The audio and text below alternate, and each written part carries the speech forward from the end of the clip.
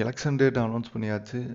தமிழ்நாட்டில் election April 19ஆம் தேதி நடக்க போகுது. ஆனால் டிஎம்கே கூட்டணி மட்டும்தான் இது வரைக்கும் முடிவாயிருக்கு. மற்ற எந்த கூட்டணியுமே முடிவாகல. அதில் குறிப்பாக அன்புமணி ராமதாஸ் அவங்க பாமக கூட்டணி வந்து யாருக்கு பக்கம் போக போகிறாங்க அப்படின்னே தெரில. ஏன்னா அவங்க பாஜகட்டையும் பேசுகிறாங்க, எடப்பாடிக்கிட்டையும் பேசிக்கிட்டு இருக்காங்க. ஸோ எடப்பாடி பேச்சுவார்த்தைலாம் நடக்கலை அப்படின்னு சொன்னால் கூட இன்னும் பேசிக்கிட்டு தான் இருக்காங்க.